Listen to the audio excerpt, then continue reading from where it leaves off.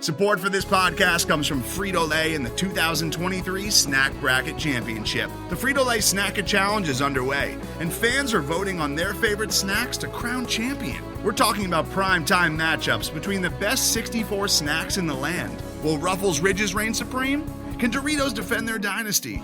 Or will Smart Food use their smarts for a surprise upset? Only you can decide. Get in on all the action for a chance to win up to $1,000 or a year's worth of snacks. Let your snacks be heard. Just go to fritolaysnacket.sbnation.com to vote and enter for a chance to win. No purchase necessary. Sweepstakes ends April 3rd, 2023. Void where prohibited. Year's worth of snacks awarded in the form of 52 coupons, each good for one bag of chips. See official rules at fritolaysnacket.sbnation.com. The Black and Gold Banneret podcast is brought to you by the Unger Real Estate Group, powered by eXp Realty, proudly serving Orange, Seminole, and Lake counties. Call 407-790-9957 or visit WeSellOrlando.net.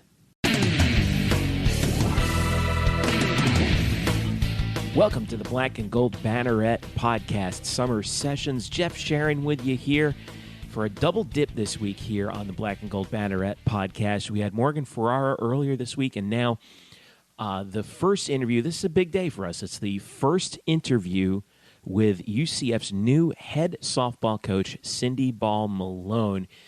She goes by Coach Bear, interestingly enough, which we found out in this interview. But we're so thankful to her for spending some time with us here, and we wanted to introduce the UCF family to the new softball coach. Coach Ball Malone is the second head coach in UCF softball history. Obviously, she takes over for Renee Lourdes Gillespie, who was here for 18 years. Coach Ball Malone comes over from Boise State, where she was also the second head coach in their program's history. Took them from a 12-win season in her first year to a program record 40 wins and a Mountain West Conference championship in her final season at Boise State. She pulled that turnaround off in just 4 years. She's also a highly decorated player in her own right. She graduated in 2002 from the University of the Pacific, one of the best pitchers of her time in college softball, not to mention, obviously, at Pacific, which has a great softball tradition in its own right. And she comes to UCF looking to continue the winning tradition here.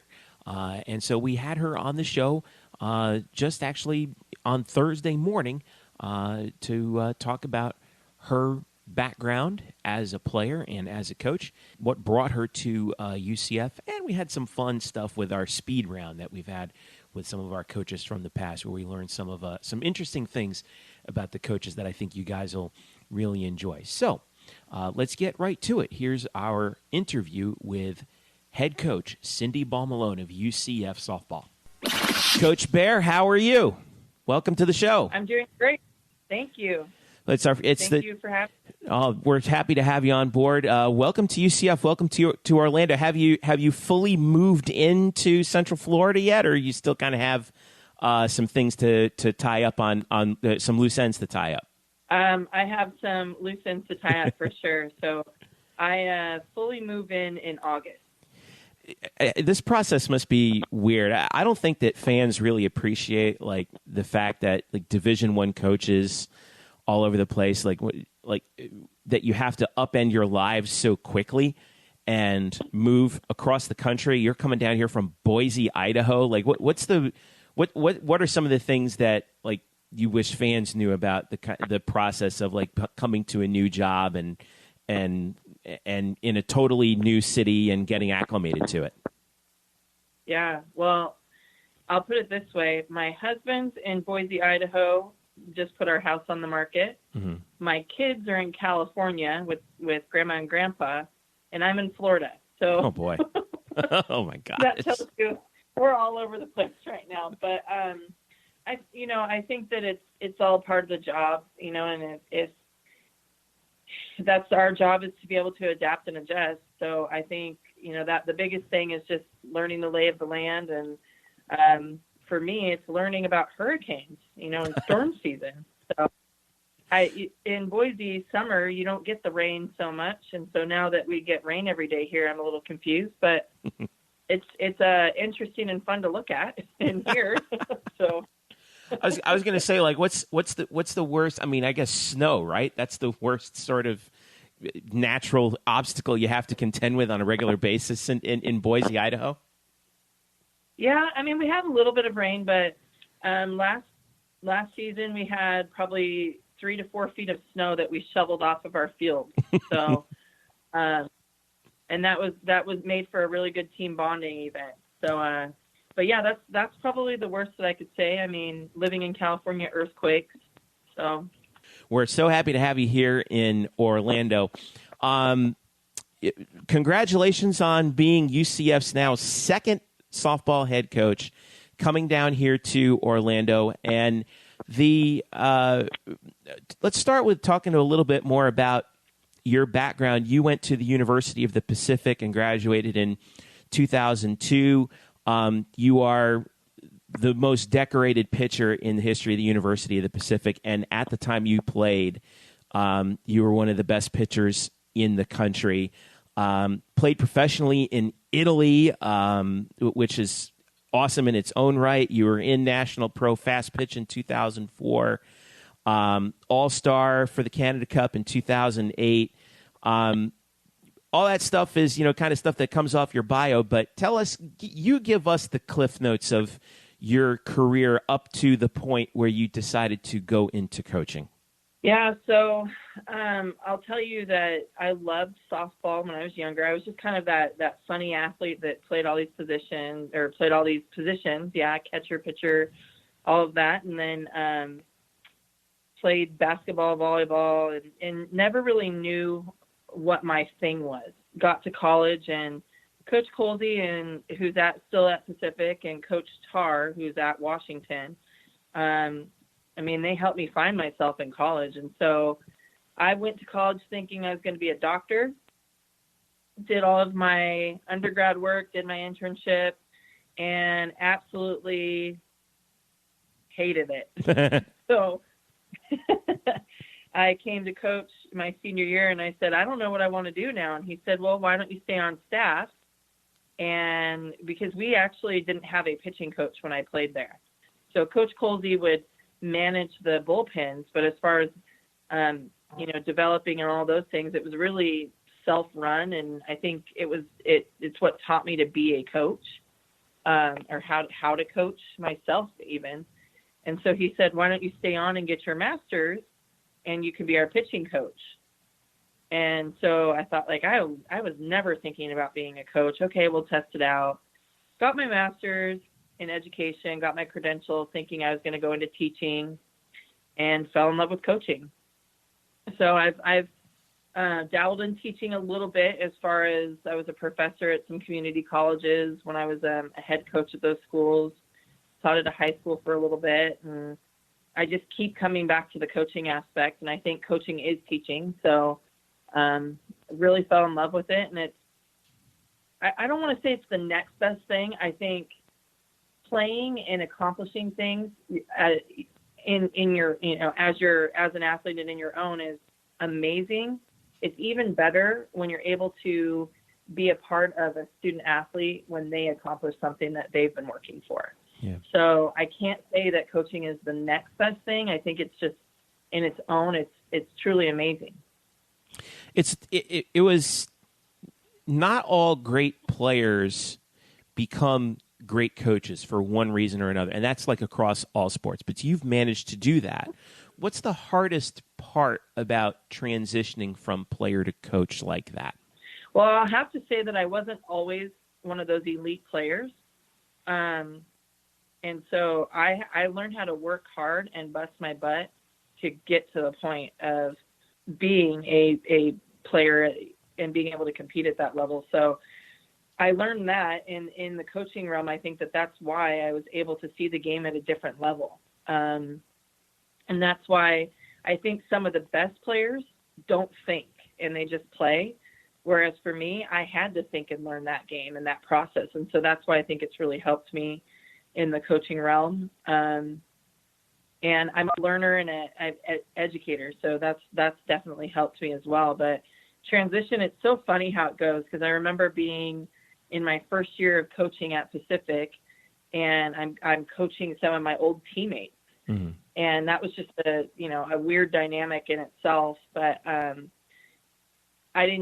saw it from a player's perspective. And so the coaches really used that as a good way to kind of tie in all of what we were doing, and still asking me, okay, what are the players thinking? How are they going through that? And now I'm so far removed from being a player that it's interesting how that whole dynamic works. Probably went around your question a little bit, but no, it's all right. Well, I was going to ask you next about, you've been a coach at the University of Washington, worked on their pitching staff.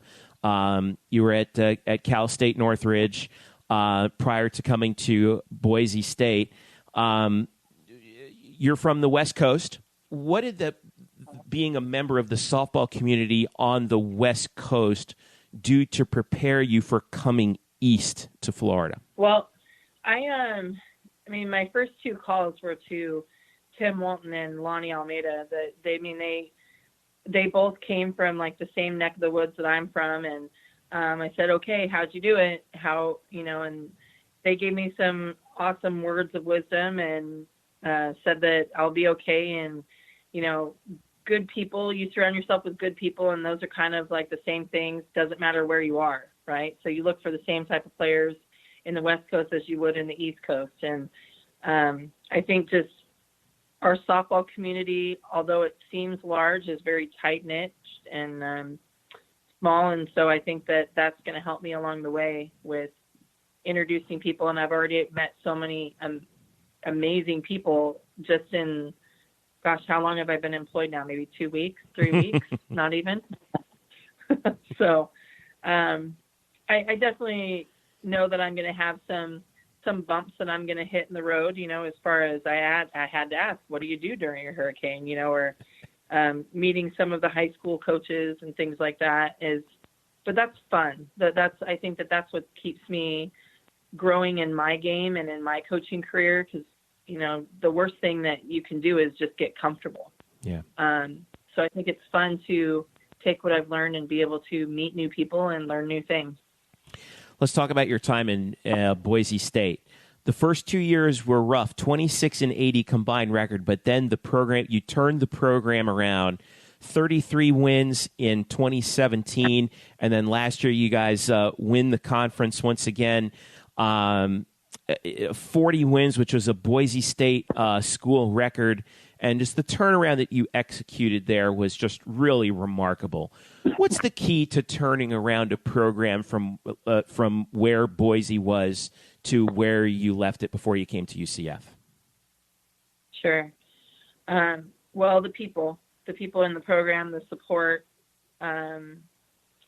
You have to have talent, obviously, to go far in the game, but I would say the people, the support, the buy-in, culture, and leadership are big things that's what we focused on. It's crazy that I was able to go through my career in coaching and playing and get as far as I did. Those were my first 2 years of ever having a below 500 season. So to experience that is very humbling. And you question yourself too, and it got us to think outside the box and really focus on who we were as people. And it's one of the greatest accomplishments to see some of those people go from last to first. It's just such a fun thing to experience. And I can't even put it into words. But yeah, it's definitely the people, culture, buy-in, and you only go as far as your leaders. And there were some very outstanding leaders a part of that program in those last couple of years. What does a Cindy Ball coached team do better than any other team in the nation? I would say this past year it was offense, just to kind of the boring answer, because we were the number one team in the nation. The fun answer is our dugout, the energy. We talk about it, in order to thrive, I guess, with me, you got to be very curious and you got to want more. And that means sometimes weird is okay as long as you're appealing, and so we do that. If you looked at our dugout and the things that we did, we definitely connected in that way, and we were feisty. What I'm hearing is it's a lot about chemistry, isn't it? I mean, that is so important. Absolutely. What part of like chemistry is something that can be coached, and what part of it is something is just sort of organic? Well, I think the coaching part is just getting the right people. Like, you need all different kinds. Mm-hmm. And to have the same type of person and the same type of athlete doesn't allow for that chemistry. And so you need all parts, and somebody that's able to approach the elephant in the room and not be afraid of having those tough conversations. Yeah. Because we want to empower and embrace the difference. We don't want to make everyone, we want all these different arrows, shapes, sizes, whatever, but they're all going to be pointing in the right direction, and the right direction is the same direction. That's really what we focused on. All right, so let's take you to this summer. What happened? Tell us what happened when you got the call from Danny White saying, "I want you to be our head coach." Wow, I mean, it was definitely an honor to. It's always fun to be wanted and liked, and definitely an honor. And I mean, I can go into that in more detail, but that's absolutely why, the first part of why I'm here. I buy into what Danny White is all about, what he's done here in his time. Brandy Stewart, again, I mean, it doesn't hurt that she was a softball player and we played against each other. Oh, wow. Yeah. And so I am somebody that can like visualize the the future. And, when I met with them and spoke with them, is something that, wow, I really see myself fitting in here. So an honor. And then also, holy cow, what the heck am I getting myself into? Because, doing this jump as a single, person is much easier than now I'm married with kids and I'm moving my, kids across the country. And so that part was a little scary, but I mean, we tell our student athletes they've got to take healthy risks. And I think that in this case, the only risk is moving across the country. I think it's a no-brainer. UCF has a great brand, and I mean, the people in it so far that I've met, like, I fit in. So it's fun and exciting for me. You kind of alluded to it, what my next question would be, but I guess I'll kind of frame it a different way. When you arrived at UCF for the first time, what was your impression of the place? Wow, this is big. Modern and new, which was exciting. I mean, I come from University of the Pacific, which is more like an Ivy League, older 1892, 1850 look, Mm-hmm. And so it was something new and refreshing. And I loved the facilities. I loved how there was just in seeing the like just the baseball field and the softball field, because that's obviously what's important to me. There wasn't a huge difference in the, football and basketball. Like, everyone had great facilities. Mm-hmm. And that was something that was important to me because we do have a very strong football program. And I also believe that we have other programs here that are very strong as well, and they're taken care of. And that was something that was really important to me. We saw the video of when Danny introduced you to the players, and it was such a warm event. Was kind of my impression of it. And the players were excited to meet you, and I think half of them were holding up like their iPhones with FaceTime with some of the players who were out of town, and because they were excited to meet you too, except they couldn't be there in person. Tell me about, you've already met, several of the players in addition to that meeting at this point. Like, what are your impressions of the team right now, and some of the things that you like and some of the things that you feel can be improved upon? Yeah, well, I mean, being able to take this program over, I mean, it's in a very good spot. You know, it's always been a successful program, and that's exciting to me because it's a new challenge of where I was at before. They had never won a Mountain West Conference. They had never been in regionals. And so to be able to come to a program now with some postseason tradition is exciting. And so I think the things that I really like is these girls want something. You know, they haven't been in regionals in the last couple of years, and so they're hungry. And I think the biggest thing that helps me in that situation is what I experienced this past year, and, you know, being fresh off of it. And that, to me, from just talking with some of the girls, they're excited about that. They like to hear about that. And now I think that the biggest challenge is just getting to know everyone. I mean, in this game of softball and then the recruiting, new rules have come and have been applied. But I mean, we've been recruiting kids, you know, 8th grade, 9th grade, and knowing them for 5 years before they get to our program. And so for me, not having that past relationship with any of the players, that's going to be the biggest thing to kind of dive into and get to know. So I would say that that's the thing that I'm not concerned. It's just something that's my number one priority is, in order to be able to do what we want to do and accomplish things without wasting time, we got to be able to trust each other. And so we got to get to know each other pretty quickly here. Those are the big things that I would say, but it's in a good spot. The girls are great. They're all different. They're definitely personality. They've got some personality. And if you manage that well, those are all great things. All right, let's take a quick break. We'll be right back with more after this. The Black and Gold Banneret podcast is brought to you by the Unger Real Estate Group, powered by eXp Realty. Sam Unger and his team proudly serve Orange, Seminole, and Lake counties, specializing in buying, selling, and new construction.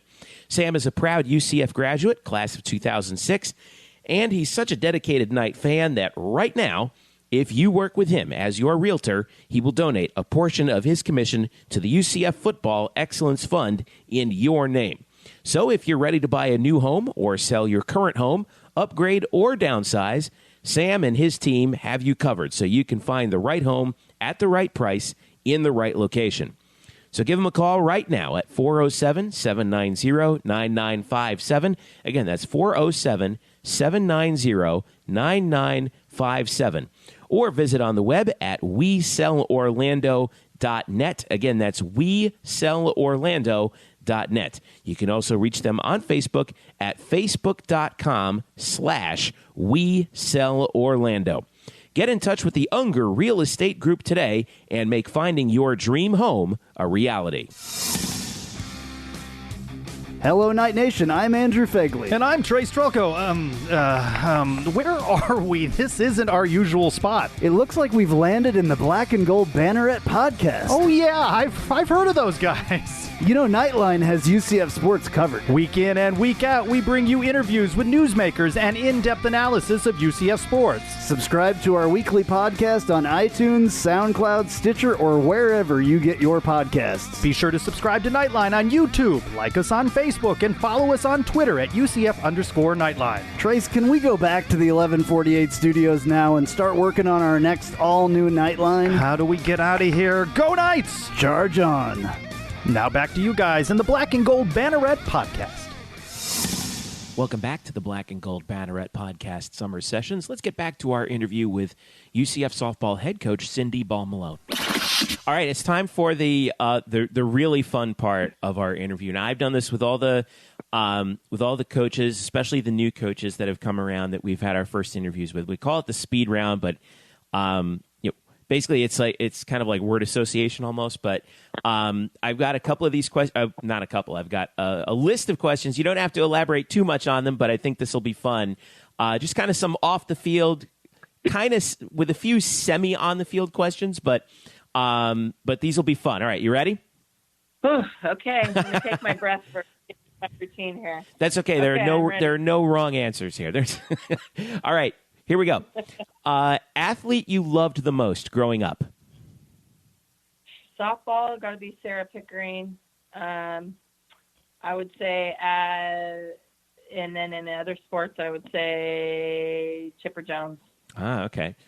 Chipper Jones, Greg Maddox. Okay, I was going to say Chipper Jones grew up not far from here, up in DeLand. He didn't go to Stetson, but he's from right up the road, right up I-4.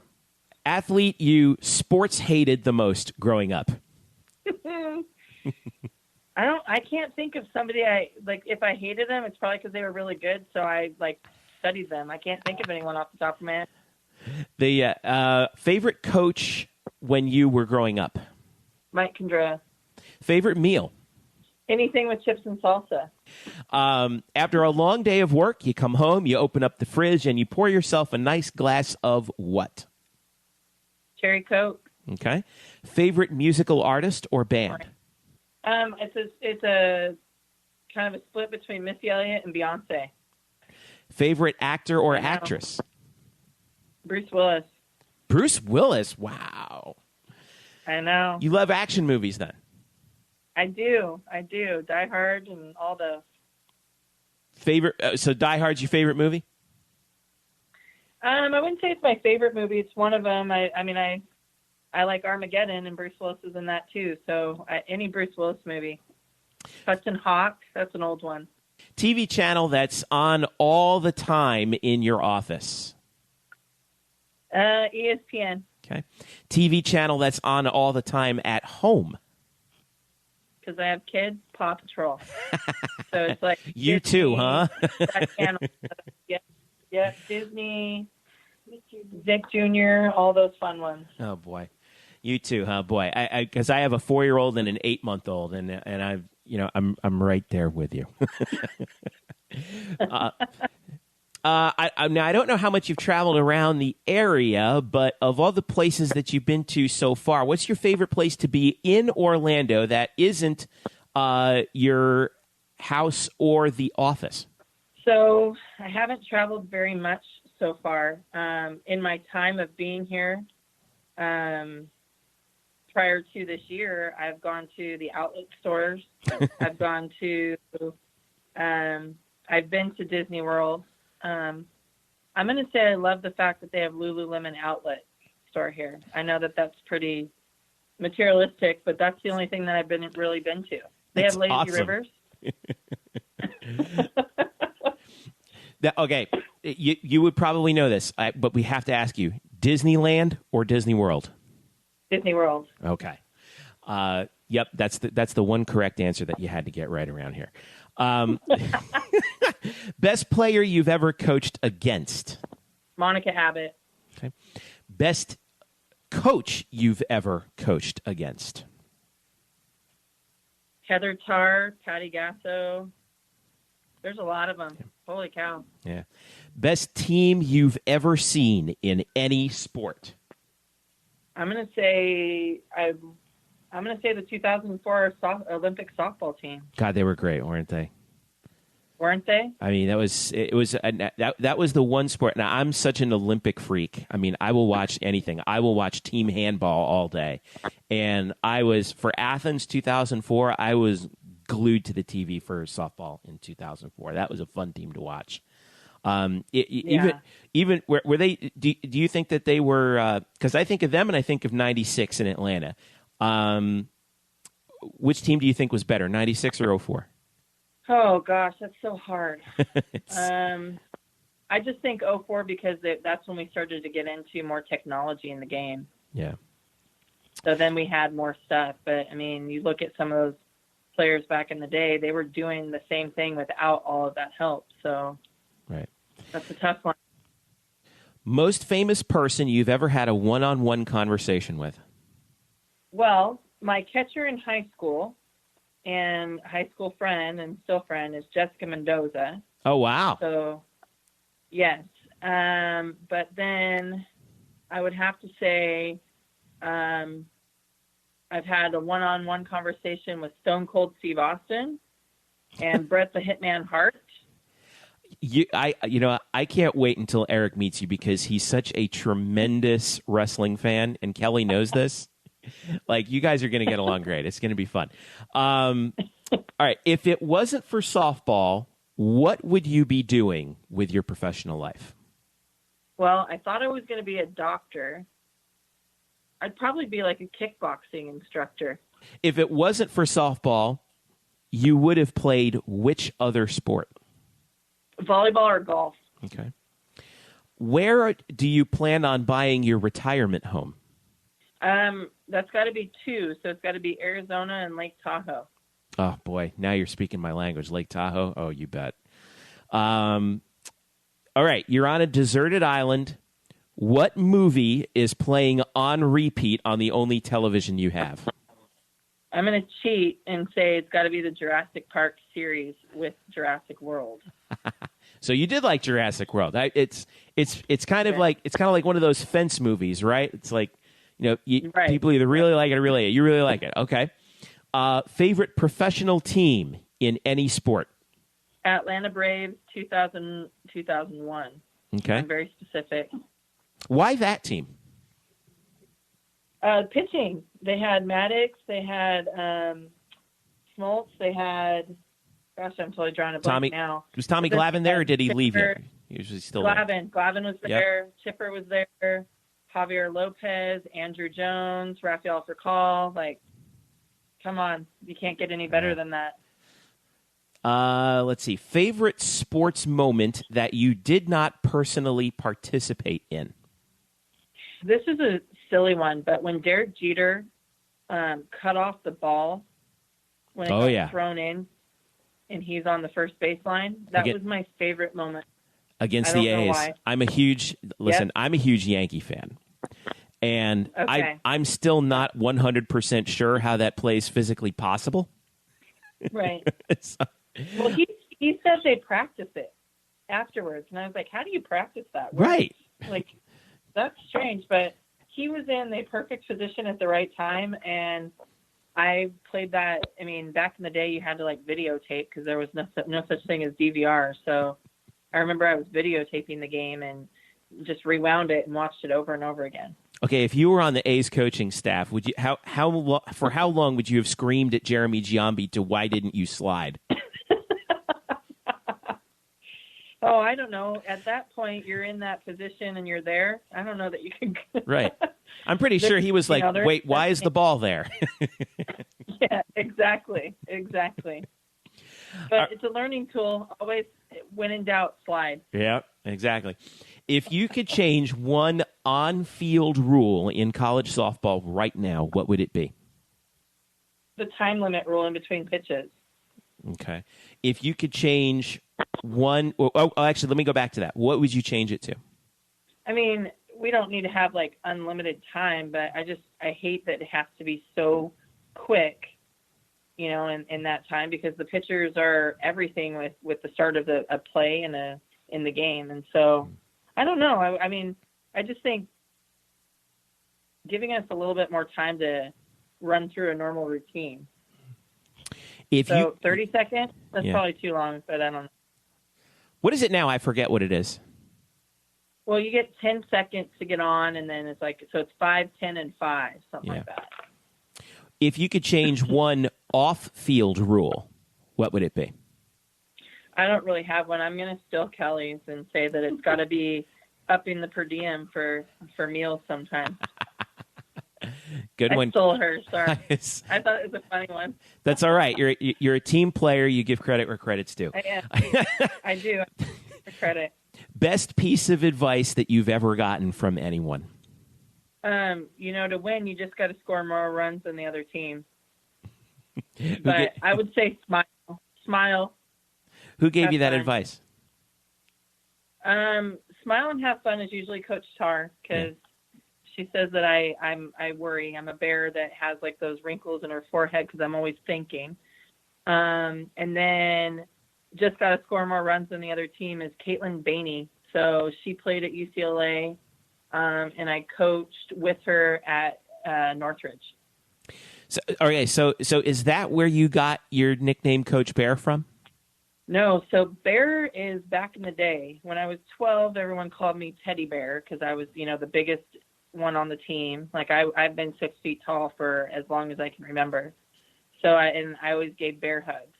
And then in high school, I used to travel with our travel ball coaches, Gary and Dean Fawcett with the Choppers. Mm-hmm. And they had this big old Suburban. And after the games, I'd go into the back row and I'd pass out right before we even got out of the parking lot. And that's because I worked so darn hard on the field. So I left it all on the field for sure.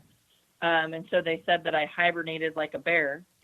And so they called me that from there on out. And I thought, okay, I'm going to college. I'm going to get rid of it. Well, Coach Tarr was connected with the Choppers through her coach and, coaching days. And so then she brought it to Pacific, and it's been bear or bear baller ever since. So she just never let you live it. She never let you live it down.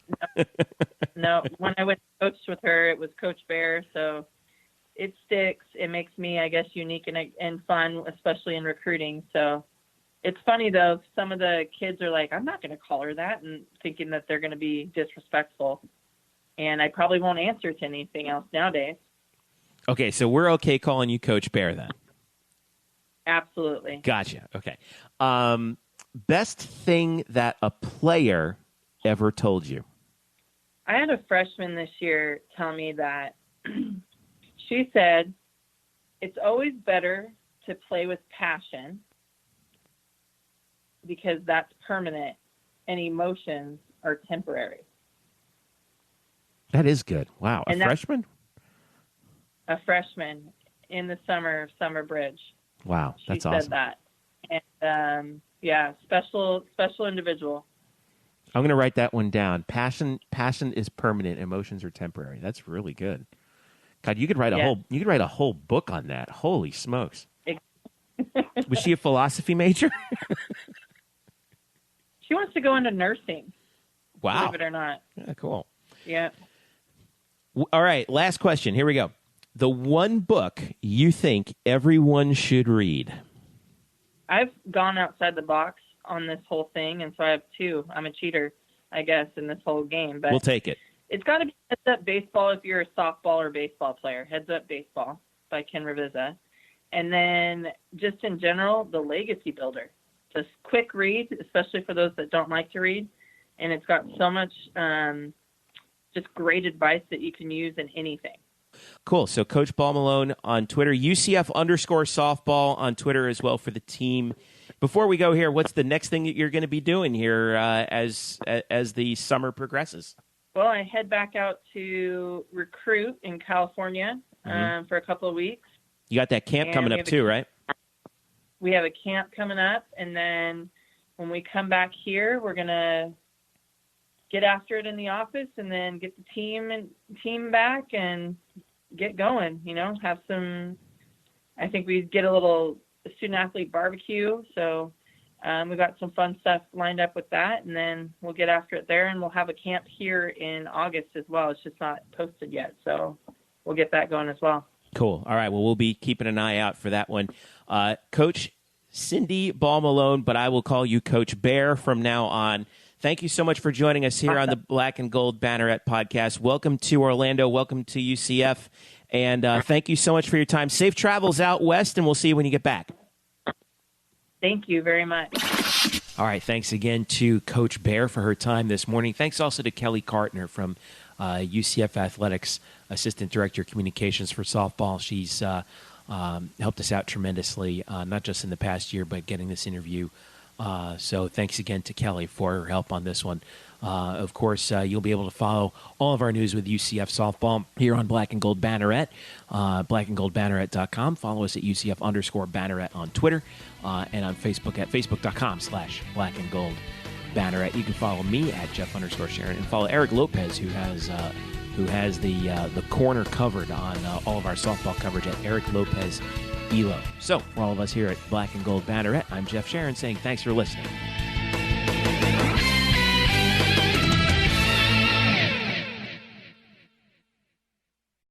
Today's episode is brought to you by Cars.com. With over 2 million vehicles and 50,000 more added every day, Cars.com will match you with the perfect car for you, your budget, your life, your style. And if you're ready to say goodbye to your current car, Cars.com will get you an instant offer to cash it in. Just start by entering your license plate and get matched with a local dealer who will write you the check. So whether you're looking to buy or sell, just go to Cars.com. It's magical.